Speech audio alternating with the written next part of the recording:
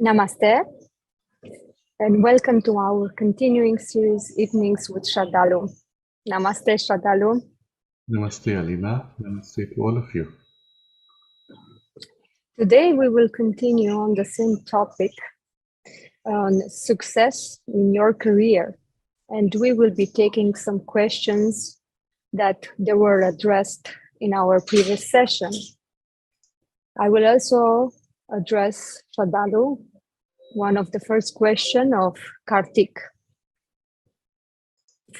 Success in material life can be a spiritual failure, and failure in material life can be a spiritual success. Is it possible that both material and spiritual life can be simultaneously successful? Because somewhere one has to let go of too much of mental clinging. This is the first question.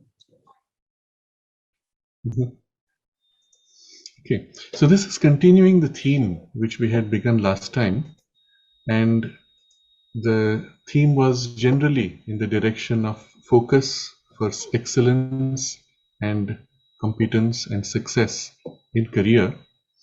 And we had covered this in some detail with the initial question, which was from Vaibhav, taking into the context his desire and aspiration to become a competent lawyer. We followed broadly a path which was touched upon in our earlier discussions of the evening series number 135, 136 and 137, where we discussed what is it that is the aspiration of the soul and the soul quality, as well as the temperament of your nature through which these qualities have to flow. So the four soul powers and the triple tendencies of your nature, and then specific forms of those tendencies in your nature. And I started by describing what is the overall sense of excellence in career. You see, we all begin with a broad idea, success or excellence. These are very generic terms. And when you look deeper into it, the true sense of it may vary from person to person. In fact, from a spiritual point of view, especially when we look at it from the soul's aspiration, the sense of excelling is completely different and sometimes very different for each person. So in the discussion last time, I had described a series of poises of what could mean, what excellence could mean for you. It could be power, position, fame, promotion, etc. It could be a high salary. It could be the capacity to overcome challenges and solve problems, or client satisfaction, the joy of meeting and interacting with people, helping them. It could be the affection and respect of colleagues, or symbols, tokens of honors, such as medals and certifications. Or it could be just coming home with a clean conscience and feeling yourself in a whole life, the certain moral and ethical cleanliness, purity, and satisfaction that comes from that, or just being happy. Or for many, the work itself would be a support for the quality of family life and home life that you have, and the children and family and your interactions with them. And so I listed all of these in some detail. And the point being, all of these are legitimate depending on each person.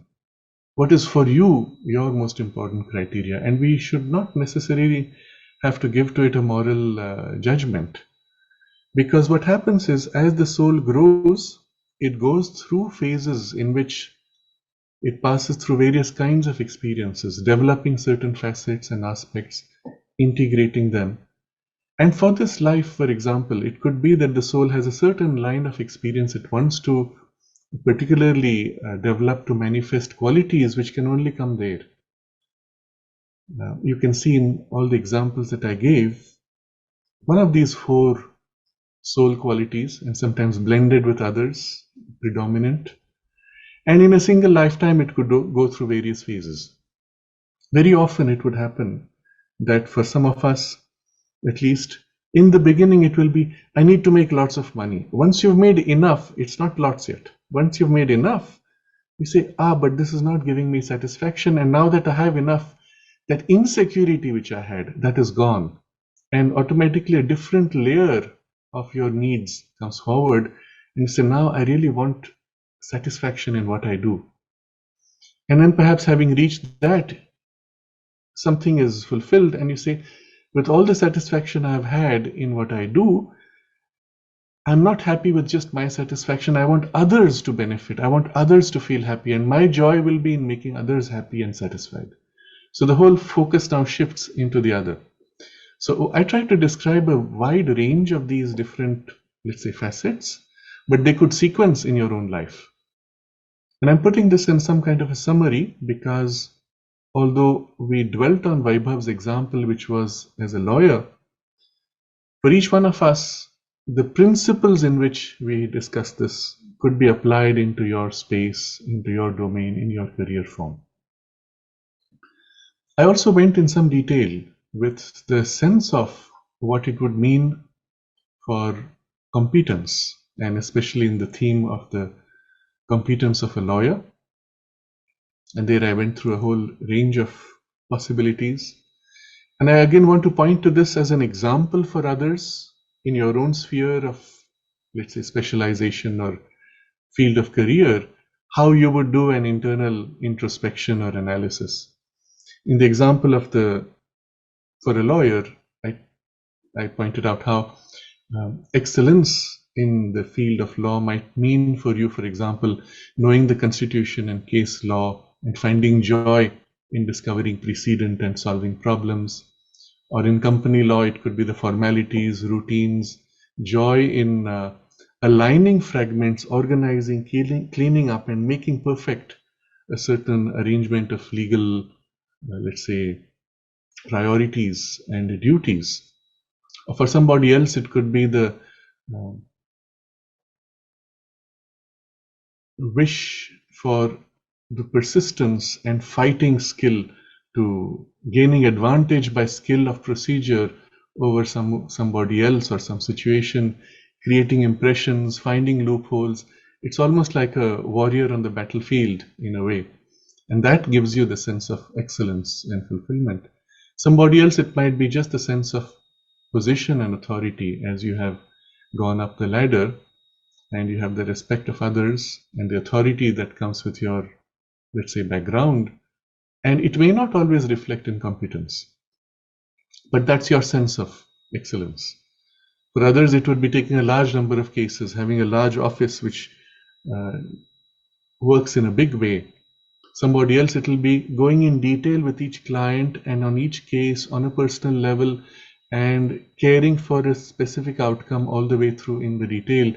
And then, of course, you won't have large numbers. Somebody else, it may take on even a moral or ethical fight of standing for the underdog, making an effort to help others, and you may go out of your way to take difficult cases because the person has nobody else and they can't afford to pay an expensive lawyer. And so you go pro bono, that is, you do it for free for somebody with minimal expenses being paid for.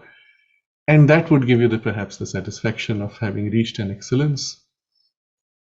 I also dwelt a little bit on the sense of justice and the Indian concept of justice being different from the European concept, and justice is not blind. And what are they? I pointed out essential conflicts of interest in the legal system. I won't go into that. Some of it can be troubling because you do realize that the legal system is not at all clean. And that's why one person aspiring to make a difference could make so much difference for the country, not just in the field in which you act. So going into those, let's say, less clear and perhaps more murky aspects of law as it is currently practiced, and I believe it is pretty much the same case everywhere in the world, a little more, a little less, sometimes more overt, sometimes more covert. And that's the nature of not only the legal space as it is today, but much more because of the general decline of values in society. And this is where I want to link it to some other kinds of, let's say, themes or career forms. Recognizing that pretty much everywhere, in all fields, in all career types, there is an overall decline in society.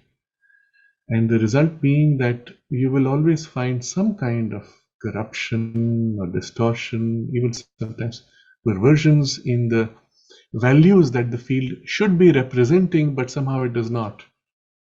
And for you to want to represent those values means you have to actually struggle and fight and face resistance and opposition, and whether you'd be willing to do that. Or you might choose to find a balance of compromise just to be able to keep your mind free and your personal space of work clear and not have to go intrude into others' value systems with which you might conflict and so on. All these I'm placing as variations. All are legitimate depending on your need, your current evolutionary priorities, and sometimes the setting and circumstance in which you are. Let's say going back 20 years, to stand up against corruption meant severe suffering. Today, I'm speaking of India now, there has been a change in the overall national mood. And to stand up against corruption is even respectable and is supported by others in the system. It's still difficult, but at least there's a shift in the mood and the priorities. So sometimes one has to recognize, according to the age, one has to choose one's fights. It used to be said in the Kali Yuga, because it is the age of darkness, even if you fight for the truth, you're not going to win, and you know that you're not going to win. And yet some may choose to fight just to uphold an ideal. Others may say, knowing that I won't win, I will protect my little space and not extend the fight outside. It all depends on your temperament, need, and the soul powers and priorities, even on a very practical level. If for you to speak the truth means your head getting chopped, as used to be at some point, then you may choose to withhold, to protect your head so that you can fight other battles which are perhaps reasonable to fight. So all this is perhaps broadening the scope, the sphere a lot, but I hope it will help describe the principles of introspection that are followed, by which anybody in their space, in their career, can find out what is for you. The sense of priorities in the focus, in the sense of excellence, and in the sense of competence. And remember, these would change. As you grow, as you mature, as you fulfill some of these needs, other aspects would come forward. So do not bind yourself necessarily. You may find a common thread of the soul aspiration that will go through life. And while external priorities may shift during the journey, a little bit of zigzag, but there'll be still some core which will stay. So as long as you stay aligned to your core soul aspiration forms, you will find you will have the deep satisfaction, the sense of excellence will be fulfilled, and you will grow in competence in time. By compromising on that, you will rarely grow in competence. You will rarely have deep satisfaction. And so excellence itself might fade out, or it may be a false sense of excellence that you chase.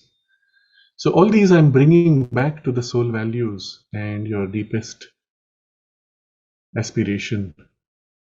Not necessarily morally bound, in the sense that the soul aspiration might be for something which may allow you or require you to compromise on certain other areas which may not be on the priority.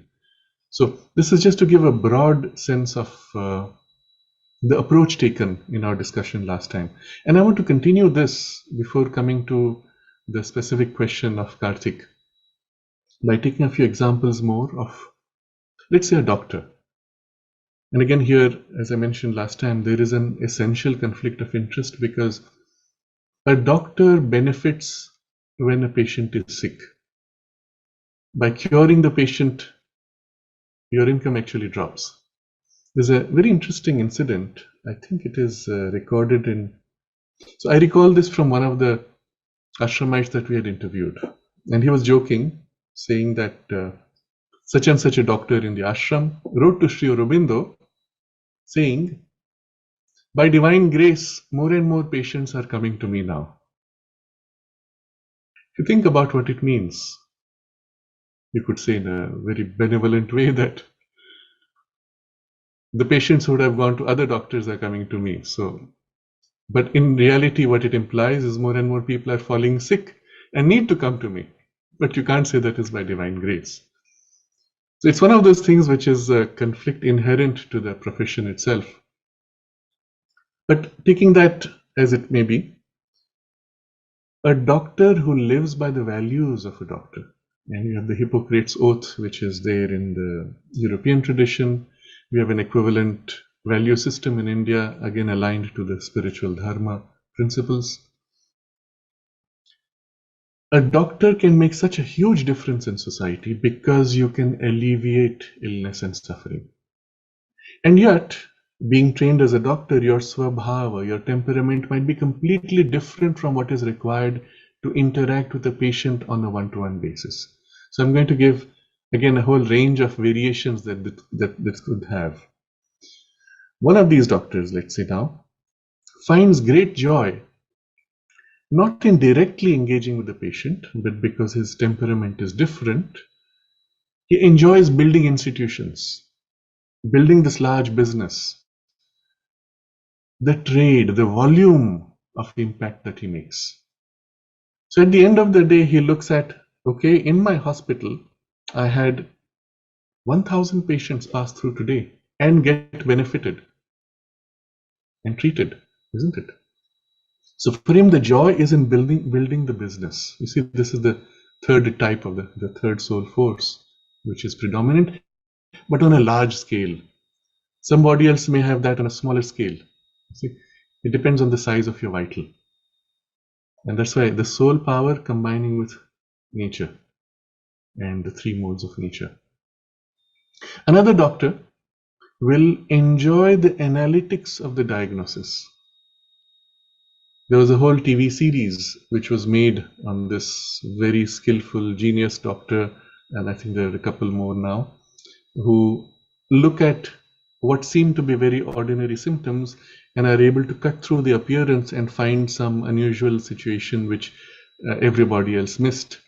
And the joy of that analytic and that diagnosis. Such a doctor will not be so interested in routine types of cases, but would go into a kind of a specialization where you would be able to make certain kinds of breakthroughs.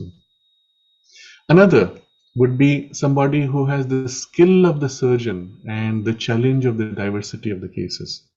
You see, there it is the craftsman's skill, your hands finally, which are able to do perfectly and cut through literally an illness and repair, stitch and join with precision, like the skill of a craftsman and with the medical background that you have.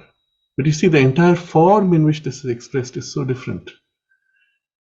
Somebody else, as a doctor, would enjoy the routine, not want to have these challenging cases, and rather focus on the change they make. So, routine test, procedure, no challenges, no risk. Often such a person might drift into a more technical aspect as a technician, or taking care of cases, stay with general practice and not go into specializations and have satisfaction in that. And you see there the temperament is also very different, and the focus will generally shift to the quality of interaction with the patients. Or it could be a smaller vital. So how many patients did I do today? That number is your satisfaction, but you're not too caring about how much time you spend with the patient or what they feel, but the number. So it would be a mix of the characteristic of the third quality of the soul force, but with a narrow vital and with a mind which is more superficially oriented. Somebody else might have deep concern for the patient, personal care, follow-up, providing psychological support, needing often a lot of time and energy. which means you have to have a very strong vital. It may be large or narrow, does not matter. A strong vital that can give and give and give and not be exhausted. And if you have that kind of vital, almost automatically you will find the satisfaction in lifting literally a patient's mood. Someone comes to see you, and it's even before they can speak, you have expressed affection, concern, and on an energetic level, lifted their mood slightly. And then later, through their interaction, you provide the psychological care. It takes time, it takes energy. At the end of the day, you may come back exhausted, but you'll have the satisfaction of that exhaustion because you gave so much more energetically. You see, these are very different forms. All of them would come under the same label, doctor. So you understand why the labeling is so superficial and is almost pointless. You have to look at the form in which it flows. And then perhaps into all this, there may be the spiritual dimension, which would be relevant for all those at least listening to this, that you would want as far as possible to be an instrument for the healing force, for the divine force to act through you. For which purpose, it would align then with your spiritual aspiration. You try and make an effort to be a conscious instrument, invoking consciously the force to act through you. I'm going to share here an example of this in the ashram, in the Sri Aurobindo ashram context. And he was a homeopath, Dr. R. Ramachandran. And of course, the allopaths trivialized homeopathy, and Nirodharan was one of the allopaths who trivialized it. And there was this very unusual case. This man used to have extraordinary results. He would cure people sometimes dramatically, sometimes with a single dose. And there is correspondence that he had with Sri Aurobindo. And in the correspondence, he would sometimes write, today such and such a patient came and I prayed to you and I felt your force working. And he writes the time 3:15 p.m. and so on. One letter exists in which he says, I prayed, I felt and received the force, but he did not put the time. And in the margin, Sri Aurobindo writes the time. I don't know what it is exactly now. So let's say 2:30 p.m. Showing you that not only was this doctor conscious of the divine help, Sri Aurobindo was conscious of the call and he noted the time when he sent the help. This is to tell you that even when Sri Aurobindo is in the body, that kind of connection is so literal, physical even. And when you connect to the divine presence, whether in his name or in whatever name that you know the divine, that response will be also instantaneous. If you feel it, you know that it is a conscious response. The divine is not automation. It is conscious presence, isn't it, of love. Even if you don't feel it, the response was still there. But when you feel it, you can become a more conscious vehicle for it to flow. So there's this one example which I will close this story with. So Dr. Ramachandran now is approached by somebody from the French consulate who is dying with an illness. I don't know the specifics. His doctor has already announced that he will die within a few hours. And the priest has come and started making the prayers. And as the last minute, the family calls Dr. Ramachandran. He comes to the patient who's lying flat on the bed, skin color all gone.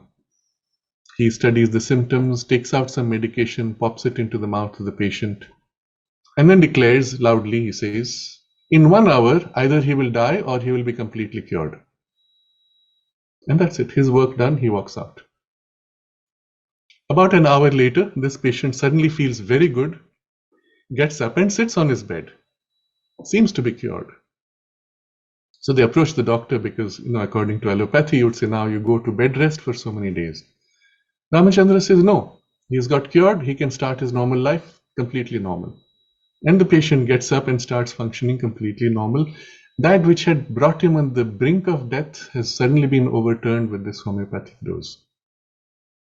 Nirod Baran now, an allopath with a very fixed idea of superiority of allopathy, starts writing letters to Sri Aurobindo saying, oh, if homeopathy is so effective, we should all abandon allopathy and turn to homeopathy. And Sri Aurobindo explains, there's a whole series of letters where he explains that, look, it's not so simple. Each system, each pathy follows its own particular line or catches one line of nature's working and takes it to its limits. And there are many approaches one could take. And this very important element Sri Aurobindo brings there. He says, for the healing, there are three things required. The instrument, the instrumentation, and then the factor X. Factor X being the spiritual. So instrument is you as a doctor. Through you, well, the instrumentation is the medicine. The medicine is chosen and given according to your capacity, understanding, intelligence, training, experience, common sense, etc. And that will be effective. With it, when you combine with goodwill, you genuinely want your patient to get well, there's a certain force and life force and intention which also goes through. This is really the basis for the placebo effect, which is in fact such a powerful medicine. You see, you are given a sugar pill and you're told this is medicine that will cure you. The person who gives it, if he has the conviction, well, the force of conviction comes into you. The person who receives, if he has the conviction, he opens to the force of help, which then acts. And as I've said before, in one of the studies, 80% of illnesses for which patients go to the doctor can be cured by placebo. In fact, one has to wonder how much the competence of a doctor acts for these common cases. It's almost as if unnecessary. And I'd heard a story. I don't know, I could never find full confirmation of it, but it was during one of the interviews that we did in the early days in the ashram. Somebody narrated the story and he himself was not sure. He had heard that in the very early days of the ashram, when medicines were not available, there was one particular medicine which was given for every case. Any illness, that was the medicine given.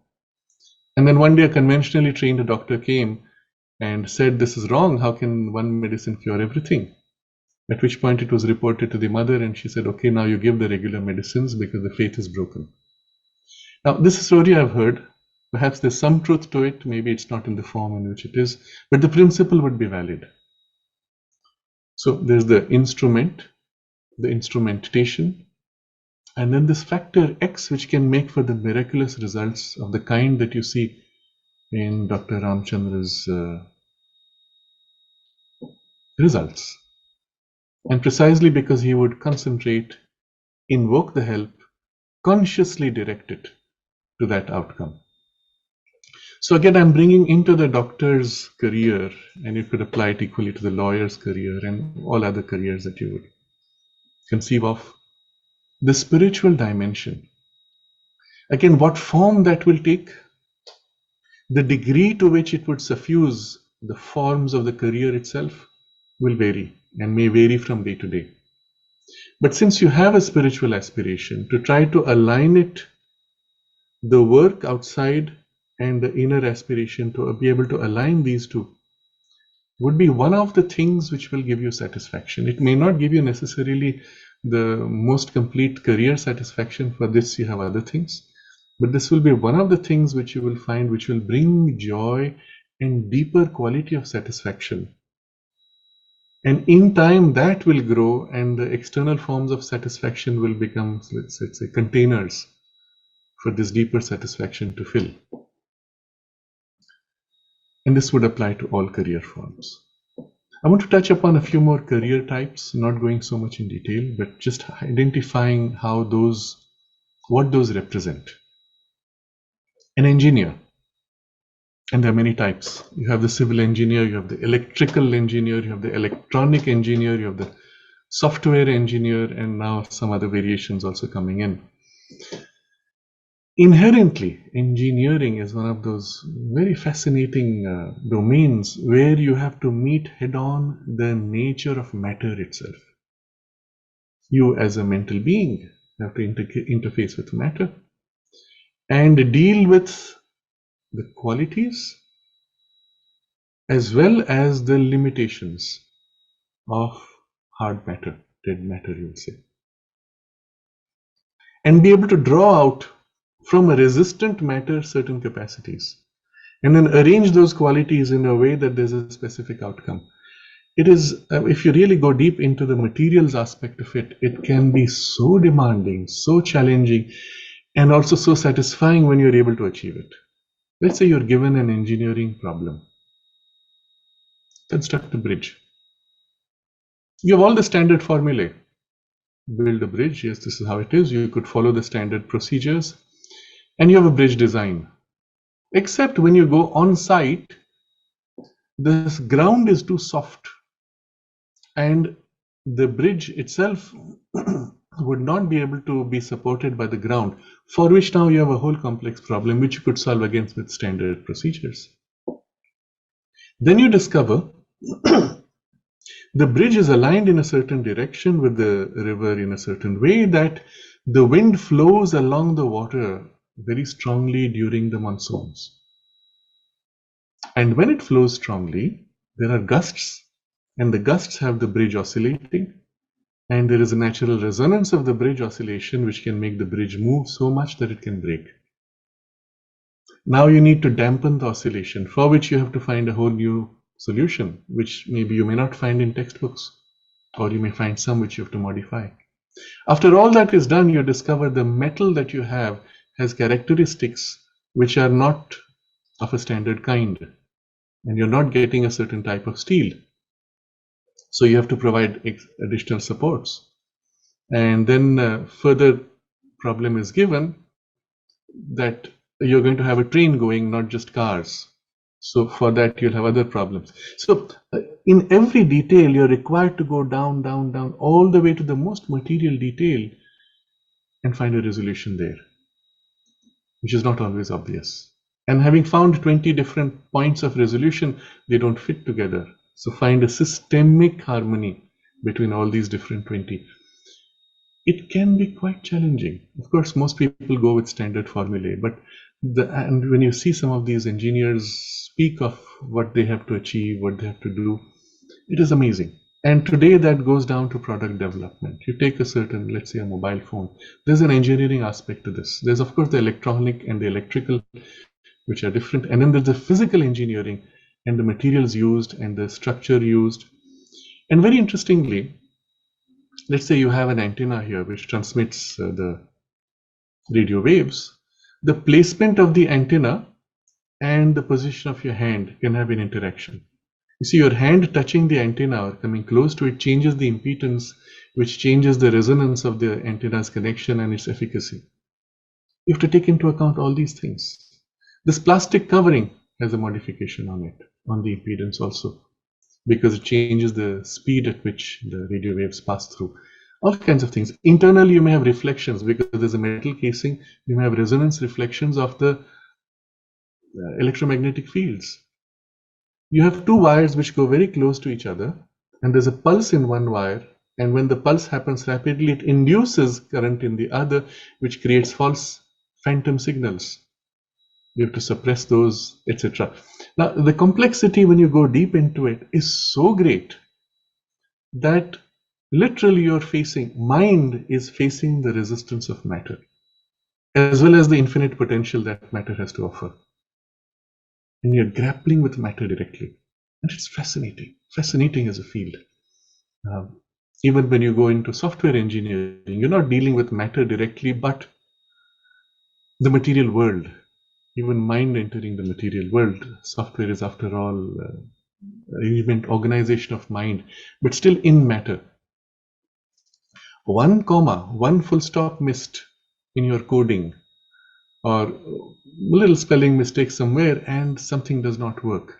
And in a complex piece of code, to be able to find that is so difficult. I've spoken about this before, but it's literally a work of art on one level, as well as the challenge of meeting matter and the resistance of matter, the demand of matter. Sri Aurobindo has a very interesting observation about this, that he says, matter will not yield unless the spirit, the spiritual consciousness, can match its demands and not compromise. And as you go higher up, of course, the greater the power, the greater the effective action of the power, the more it can meet matter. And there's the last point where you have reached what he calls the overmental consciousness, which effectively is on the brink of the supramental. And for many, that itself might seem like the supramental. But he says even there, when it meets matter, it fails, because it's not yet the oneness of the supermind. And you have to go all the way into the supramental consciousness, and only that meeting matter will yield. It's very interesting. The whole way of articulation is very suggestive, that it is as if matter has a choice to resist and to yield.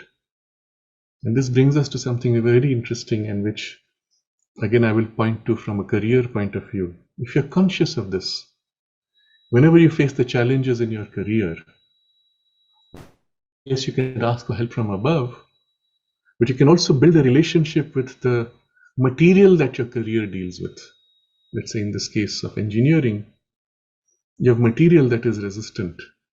You can build a relationship with that material. With computers, if you're programming, you can build a relationship. And in time, you will find a cooperation coming from that space. As a doctor, you build a relationship with your tools, with your instruments, and then with even the illnesses, and then with patients, of course. And equally with lawyers, you will build relationships with the knowledge which is in those books, and with the books themselves and what they represent and the force that they carry, as well as your colleagues, your clients, and the judges, and the system itself, the space in which you go to fight your cases.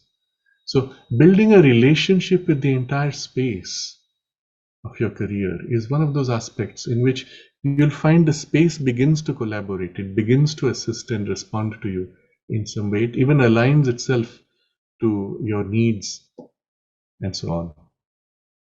So this is the aspect of engineering which literally demands mastery of matter. And again, it can have a very spiritual dimension. The same could be said of various other careers: an artist, musician, poet, artisan, craftsman. And you can see how these could articulate through other forms also.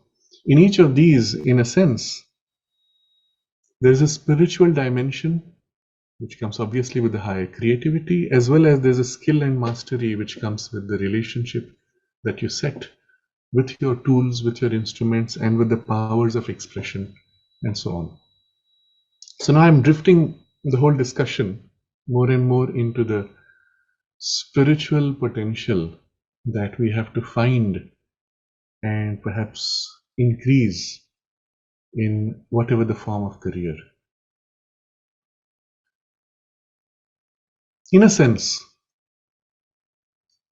in principle, any career can be made a vehicle for your spiritual development, at the very least as a support, and then perhaps at its most even a full-fledged vehicle to express a higher potential. And for you, spiritually, as a growth in consciousness in every field, in every way. Because of the nature of life, every piece in the universe eventually connects to the whole universe, isn't it? So just to take an example, you take your mobile phone. There's copper wiring inside. The quality of copper, how much percentage of oxygen is in it, can change the speed of electrical signals and the loss of electricity, and the inductance and capacitance that the wiring has internally, etc. You may want to have the best quality of copper, for which you have to literally go into the process of copper purification and mining. And that would make for greater effectivity here. See, for those of you who are audiophiles, that you enjoy very high quality music, there's something called speaker wire. You have an amplifier which is high end, you have a loudspeaker which is high end, and you have the wire which connects the two. Now you'd normally say, oh, just connect any wire. A wire is a wire, it just conducts electricity. No, there's something called speaker wire, which is low oxygen wire. That is, the copper itself is smelted and formed in an environment where there is low oxygen. And this copper conducts electricity with higher quality, and the fine variations of signals of electricity are not dampened or distorted. And just changing the quality of wire changes the quality of music and the sound that you get. It's called OFC, oxygen-free copper. It's more expensive. Now, I'm just giving an example of how a tiny detail could make a huge difference on the whole outcome, and you might not be aware of how important it is. But it plugs from that copper, you would go into the whole world of copper processing, electric conduction, inductance, capacitance of wire, long wires, and then you will find the wire, if it is one single piece, will have greater distortion. But if you have 64 braids of wire entwined around each other, and the braids entwined around braids, that makes for higher speed of conduction with better quality of signal variation. Now it goes into technical details so fine that you will say, oh, this is beyond my competence. That's where knowledge gets fragmented. You have specialists for every field. But what I'm pointing to is, you could take your field and literally diversify into any direction of specialization according to your interest, according to your nature, according to your soul aspiration, and find fulfillment in that, because that's the nature of life. So, in conclusion, in completing the discussion from last time, become conscious of your priorities. Build around them. Develop your concentration, willpower, persistence. Ask to be an instrument of the divine inspiration, guidance, potential, growth, and turn to your career path, workspace with this approach. You will reach excellence. You will reach deep satisfaction. You will grow in competence in time because of all these things being aligned. And in the world, you will make a huge difference. Whether in a small space or a large space, whether in a psychological space or a material space, does not matter. That you will be an instrument for the light to act through you. Now, with this background, when I look at Karthik's question, the answer should be obvious. The question was, success in material life can be spiritual failure, and failure in material life can also be accompanied by spiritual success. Is it possible to have both material and spiritual life simultaneously successful? And you have to let go of mental clinging sometimes, he says. So yes, you can see it is possible. It is possible if you align these two domains within you fully. And I've just described broadly how such an alignment could begin. And of course, as you proceed, you will find your own challenges, you'll find your own means of, let's say, refining those alignments. And in principle, yes, it should be possible to have the spiritual success and the material success fully aligned. Of course, your definition of that success would be very different now, isn't it? The problem of misalignment comes because you defined material success in certain narrow terms and then spiritual success in other narrow terms, and they don't join. But if you go back to the procedure we followed earlier, and you redefine what it means for you, the success in that career field, it will not be misaligned with your spiritual values and your spiritual sense of success, and therefore things could work perfectly. And this would have natural corollaries also of, eventually, if that is what you seek, financial growth as well as fame, if that is what you seek. You see, putting it very simply, when you concentrate to do your best, you will reach a degree of excellence that automatically will pull around you in the universe the forces that seek that quality that you're able to express. And with it, the resources that are needed to express it, isn't it? Although you may not have sought that in the first place.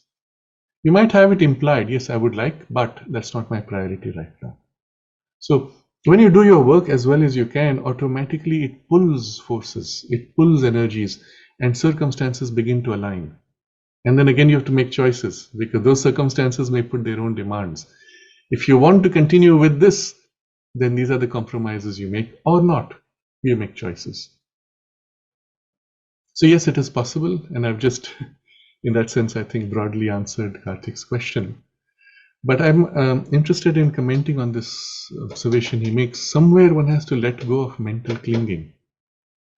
And this was precisely the point of this exercise, that your preconception of what is success or what is competence or what will be fulfilling for you, it's a construct that came from outside, from a programming of the environment and the educational system in particular, and the media and its priorities. You see, the extent to which that programming goes into you is so deep that you're not even conscious. You think by instinct, and you've already thought in the track of the programming.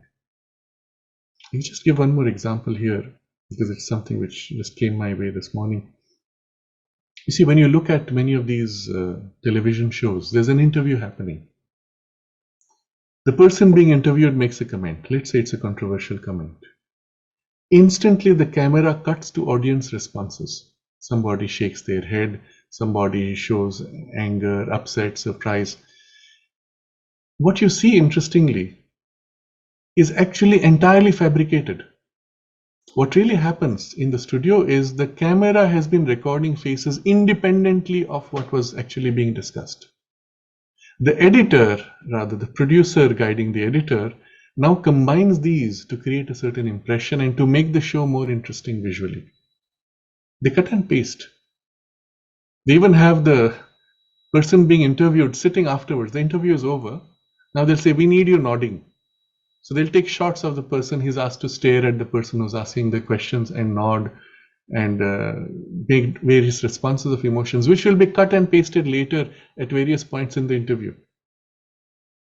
Sometimes the questioner is asked to change the question later to make it more conflicting or interesting for the answer that the interviewee gave. So the new question is recorded and then patched upon the answer that was given to create a stronger conflict, and then combined with various kinds of audience responses. And by the way, there's a big little bright light, the big bright light sitting up there, which switches on applause. So whenever the producer decides this quality I need to enhance, they switch on the applause button and the audience is required to applaud. Or that is cut and pasted later.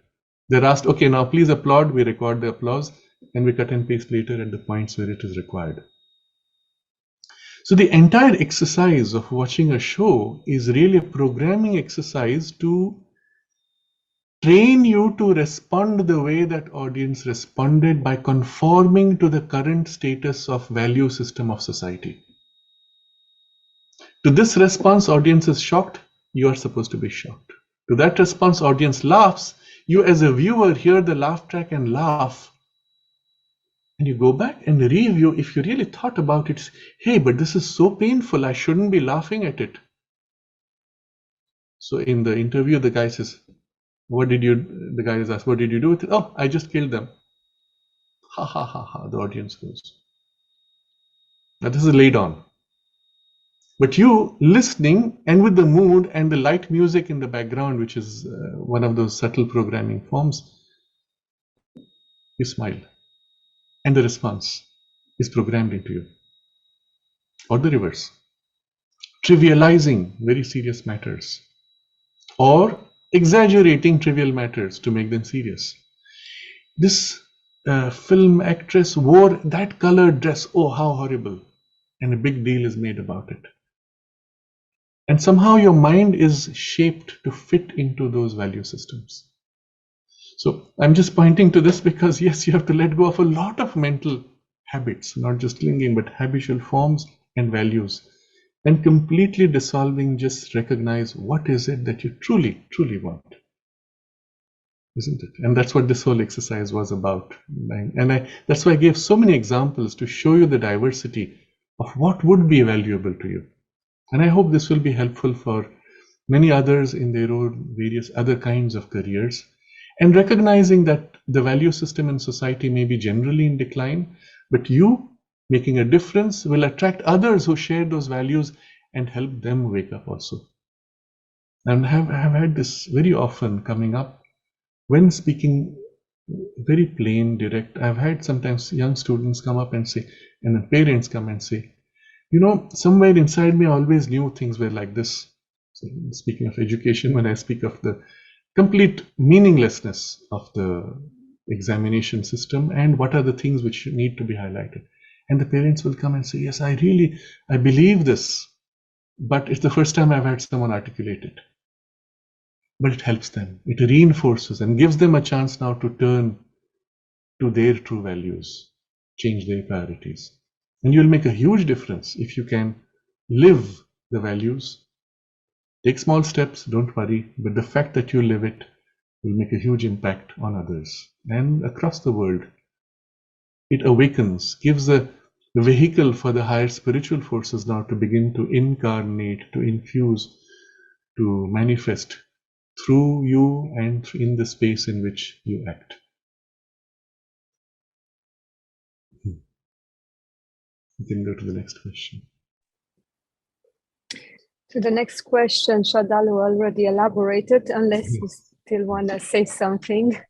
Uma is writing, in life, often career and honorable post is a great hindrance with spiritual life.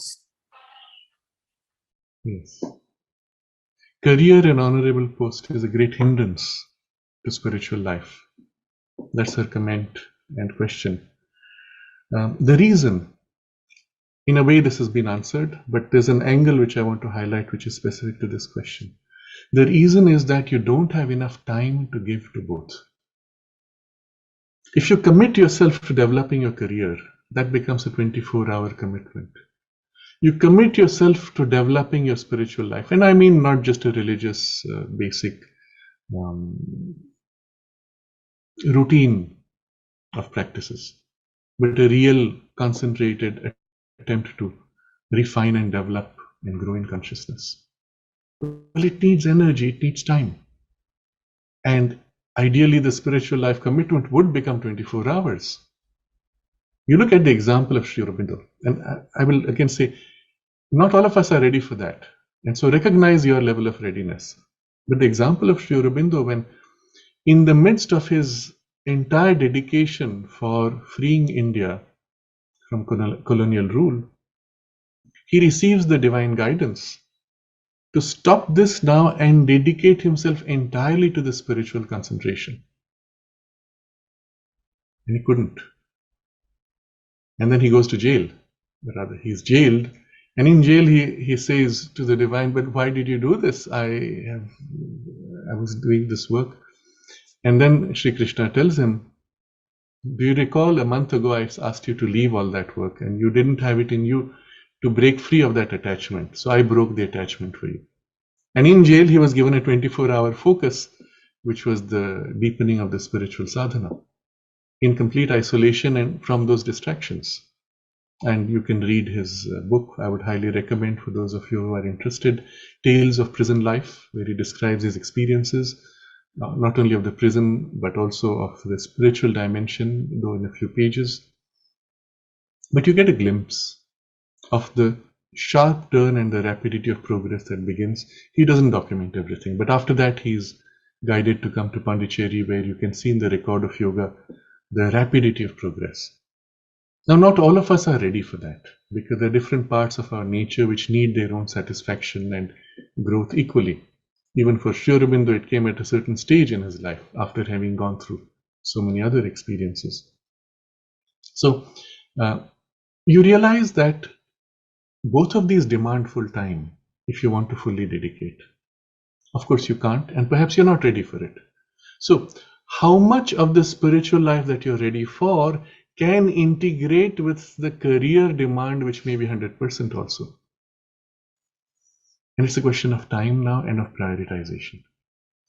If you go back to the earlier part of the discussion where I spoke of how the two could be woven together without necessarily conflicting, Yes, you will still have conflicts because sometimes you'll be asked to do things which may not comply or align with your spiritual values or aspirations, and you may choose to take difficult decisions. Still, there will come a point where you will say, but I need to stay in this state of deep concentration, which I can't when I'm in the middle of work. For that, you need isolated time. Observe what you need and where you can, when you can, give it that special time. So let's say it could be weekends when you don't have to focus on the career and you have time for yourself. If you're not too exhausted at the end of the week, well, you have a few hours or a day of concentration in which you can go deeper. But then will be the challenge of attempting to integrate that into your daily life routine. Now, this is the part where it is a challenge. Initially, you will find a little bit of that creeps in into your, let's say, routine life or career life. You go to office, and that concentration, that meditation, that state of exaltation, a little bit, and then you lose it. You go back and forth, and back and forth, and each time perhaps a little more. And one day it happens, you're actually able to sustain it for an entire day. Wow, but you lose it the next. Now here's the reference. If you could do it for one day, in principle, you can do it every day. Go back and forth again. And again, make small steps, small improvements until maybe you're able to sustain with less intensity 2 or 3 days, and so on. The idea is to integrate the benefit of a specialized concentration, which would come with what you would call your spiritual life, into the career life to whatever degree possible, and then infuse and increase what is possible. From the point of view of the integral yoga, this would be far more important. Mother used to highlight this. She said she preferred, rather than having long periods of concentrated meditation, to have the meditation state or experience extended into your daily life. That was more valuable. So the routine that she gave at the Sri Aurobindo ashram itself was the morning, let's say I think it was 6 o'clock meditation. She would come to the balcony. Sometimes people would be present even half an hour before, in concentration, in preparation, in receptivity, standing there. And then she would come and she would bring down a tremendous power, and she would sweep through looking at each person momentarily. And you felt immediately shifted in consciousness, lifted, exalted, deepened, whatever it is you needed at that moment, infused into you. And then the goal of this was, now you carry this through the rest of the work during your day. What was the work? Well, you could be going to the dairy, you could be working in the laundry, you could be going to the farms, you could be going to the engineering department, house construction department, as a teacher in the school, or washing vessels in the dining room, or going for your art, painting, stitching of a sari, embroidery. It could be anything. Career form, right? So I'm taking this as an example. Sometimes there would be 2 or 3 darshans during the day. In the earlier days, they would come a second time. Sometimes in the evening, there would be a special meditation. Take this principle. One concentrated focus in the morning, and then extending it into the day. Extending at the points where it is more easy, perhaps, initially. At the start of the day, perhaps, initially. During the breaks, perhaps. Or using the breaks to reconnect. And so infusing bit by bit something of that aspiration, even the brief remembrance of it, of that state of the morning concentration, is enough to shift your state and make a difference. And you will notice, and I say this without exaggeration, within days of this effort, you will notice something has shifted. At the very least, your automatic reactions to challenges, to conflicts, your automatic reactions will have undergone a change. They will no more be so mechanical. They will no more be so reactive. There'll be a deeper equality which will begin to infuse, a deeper calm, quiet, perhaps a clarity of light, insight which may begin to come. It's for each one to see what form in which this first emerges. But you'll feel a change within days. Persist. And you will lose the persistence sometimes. Don't worry, restart. Persist in restarting. Sometimes you'll forget. Restart. So the persistence here will be initially just in restarting.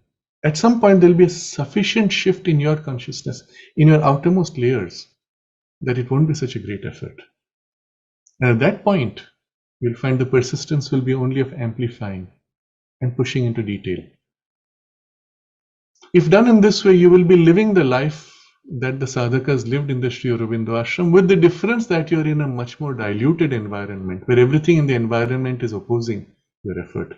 Whereas in the ashram, well, the goal was to create an environment which would be supportive.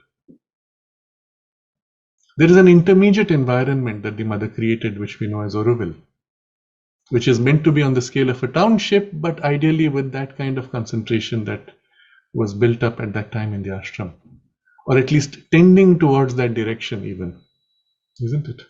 So create your own little Auroville in your space. If there are others who share your values in your workspace, build links with them, have a short concentration in the workspace. If you're in charge of a team or of the workspace, you start the day with the team in the workspace with a short concentration. Explain to them the value of the concentration, whether they recognize it or not. Just the fact that you're together aligned in a quiet concentration, 30 seconds perhaps, might be enough to build deeper team bonds, deeper alignments, and the cohesiveness in the work, and allow the group as a vehicle to receive a touch of the higher intuition. So if you have that freedom, well, work with your team.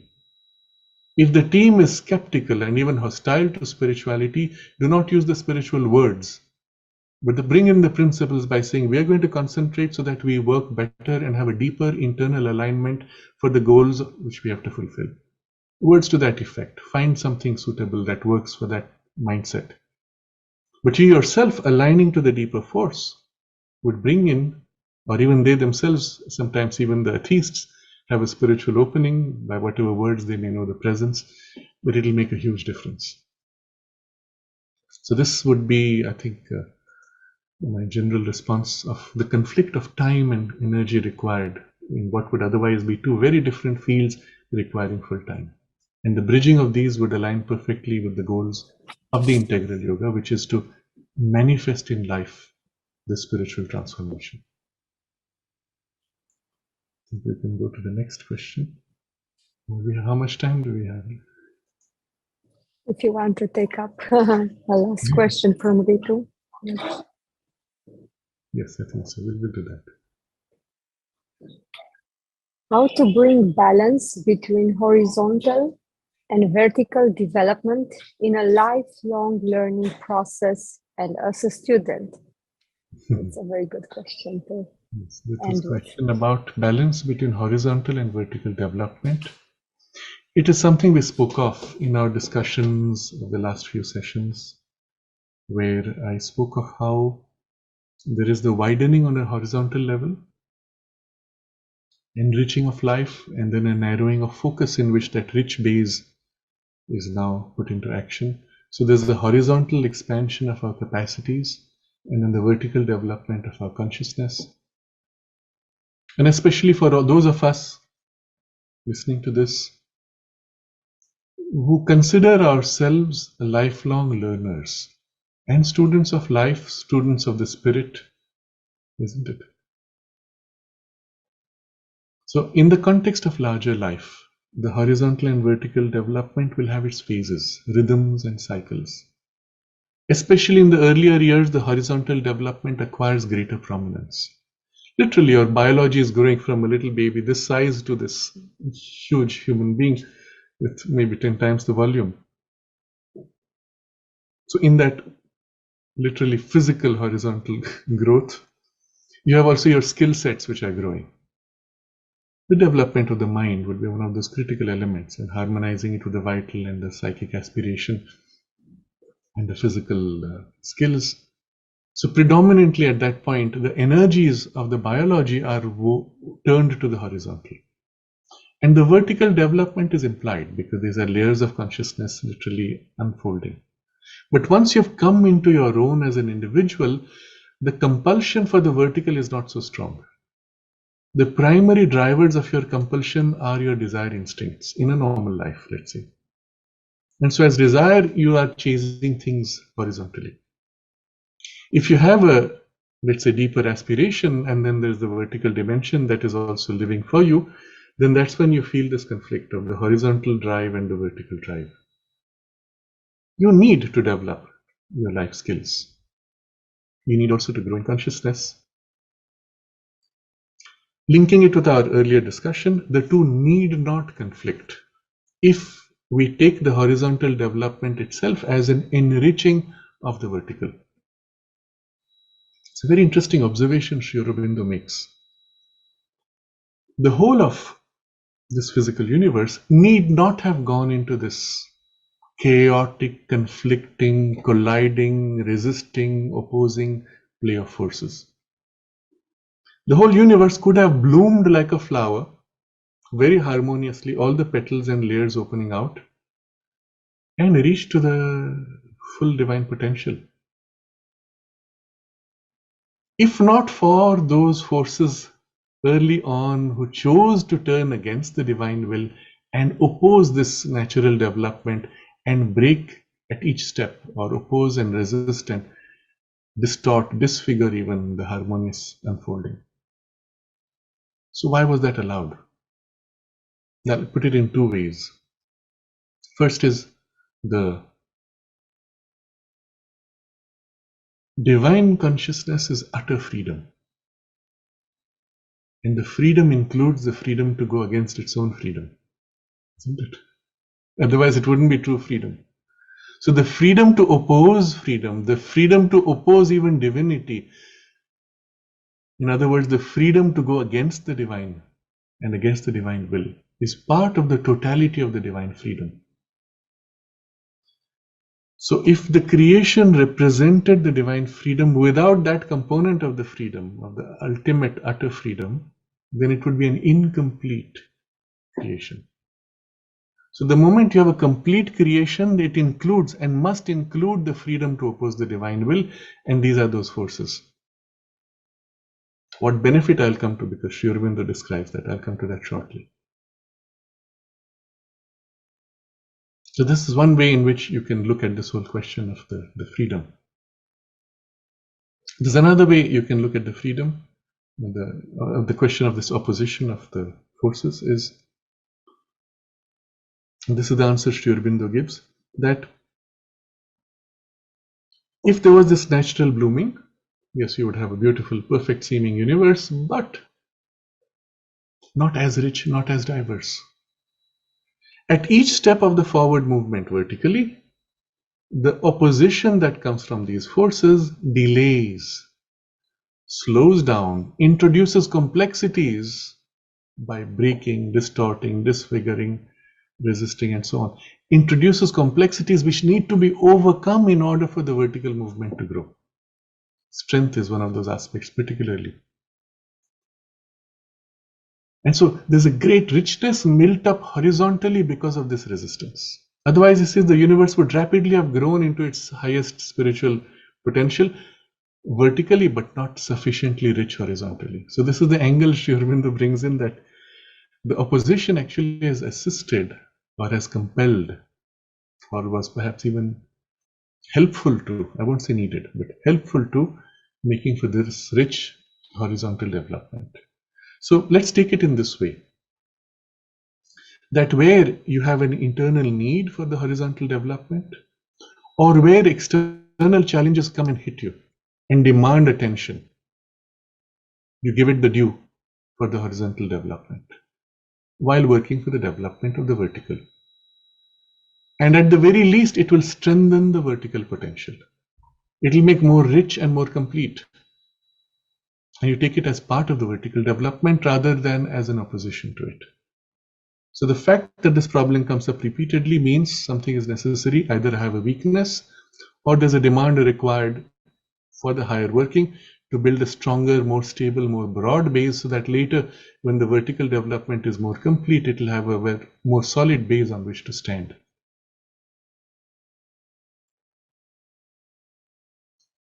In this way, the two need not be seen in conflict. You see each assisting the other. The horizontal development makes more complete and gives a broader base for the vertical development.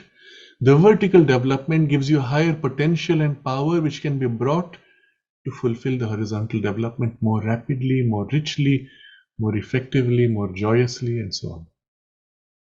So treat the two as complementary. So we realize that, as I said, there are rhythms. Some of these may be cyclic. When there's rapid growth in any part, horizontal or vertical, there's a need for pause, there's a need of assimilation, integration of that rapid growth, and then there's a period of refinement, and then one repeats again the whole cycle of growth, assimilation, integration, refinement, growth, assimilation, integration, refinement, and so on. But when you see this, let's say, 4 steps of the cycle, both horizontally and vertically, and there you realize how they work. When the vertical needs assimilation, it is with the horizontal. When the horizontal needs assimilation, it is with the vertical, or integration, isn't it? So now you begin to see both as complementing each other. So you have literally a vertical movement, but widening at each step to make for a large, grand superstructure of your consciousness. Each supports the other and each makes easier in developing the other. As a result, though, when we look at it this way and cyclically, it's as if you're compressing multiple lifetimes into a single lifetime.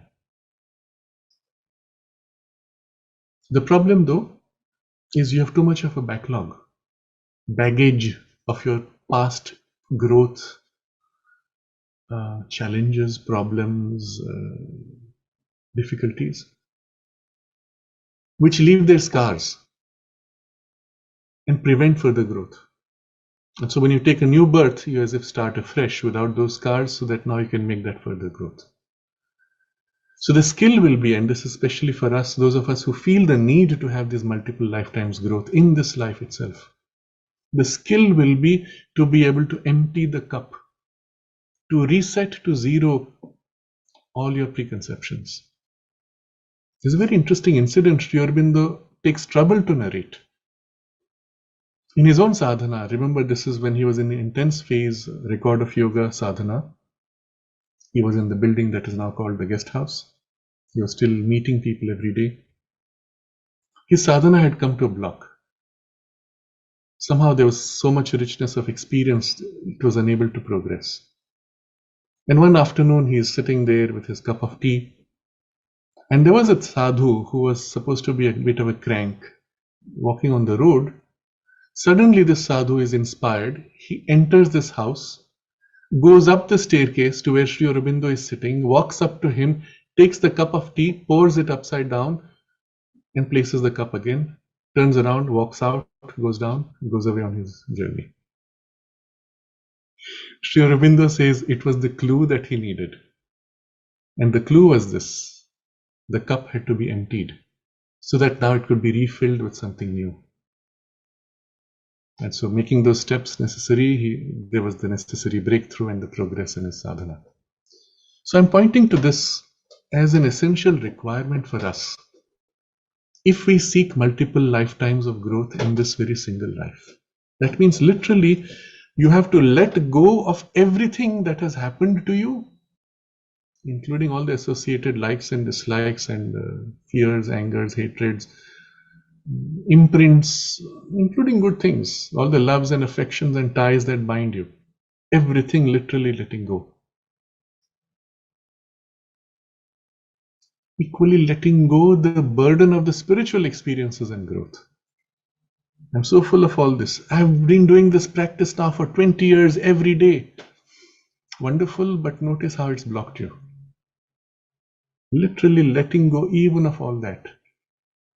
Bearing yourself totally of everything like a newborn child standing before the divine mother with nothing at all and starting afresh. Now, it's not something you might do every day to this degree, but at certain times when you find in your life you've reached a certain boundary, limit, barrier, something is missing or something is not progressing, stop, pause, look back, let go of all that binds you to the past. Literally take a new birth at that point and start afresh. In a sense, this lockdown which happened during the COVID period was an occasion for some of us to have a kind of a partial reset. I'm not happy with the economic reset they're doing that is intended to harm, but a psychological reset for those who had a spiritual life was helpful for them. For others, it was traumatic. But you can do this consciously, and it'll happen once in a while. But what you can do is a kind of a mini birth every day. And the best way to do that, and we'll close with this, at the end of the day, review the day very rapidly, key points, what you need to do for follow-up, for future, lessons to be learned. And then take the whole day and literally give it to the Divine Mother or let it fade out into the past. Nothing left. Including all the conflicts, including all the adulations, including everything. Let it all go. Bear yourself entirely.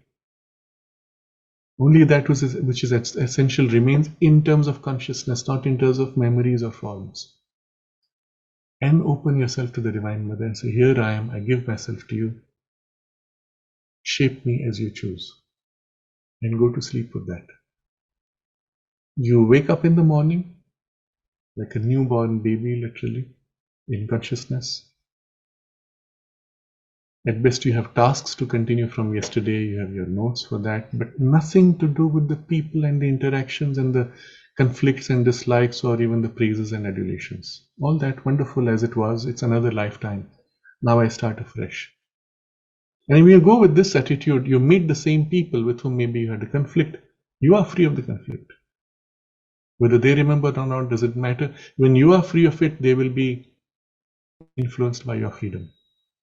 But you will feel yourself free and light and fresh, able to act without that resistance and stickiness and rigidity that comes from the past hangover.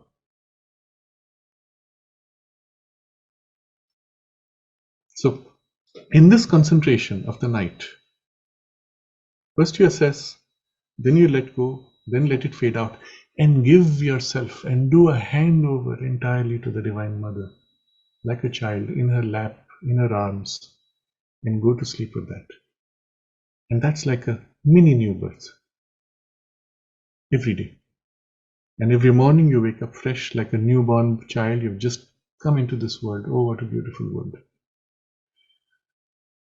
Hand over yourself to the Divine that you may be transformed and reshaped, and take new birth in a small step, in a small way every day. And then occasionally you will have the more radical changes which will also come. And they will happen, they'll be given to you. If you're doing this regularly, there's a kind of a psychological youth which will begin to grow in you, and it will reflect even in your biological youth in some way. And in this way, you'll find every day can be like a mini lifetime, and eventually every few weeks or months or whenever you go through radical changes, it will be like a new birth and a new life beginning all over again. And this is possible for each one of us. So start today, this evening, and perhaps every day, a little bit and a little bit. And trust that you will be carried. The mother had given this as a reference. She said when people come to meet her, many of them would put forward their best front, and the rest would be hidden, and they would come packaged for a pretty appearance. And she said that doesn't help, because I have to go through that resistance and that artificial structure to the things which need to be worked upon. She said she preferred that you came as newborn children, bared. Here I am with everything. You don't have to specify or focus on anything particular. If you want to, you may, but you don't need to. Just here I am, everything all included, nothing hidden, bared to her light. and she soaks you with her light and shapes you and changes you.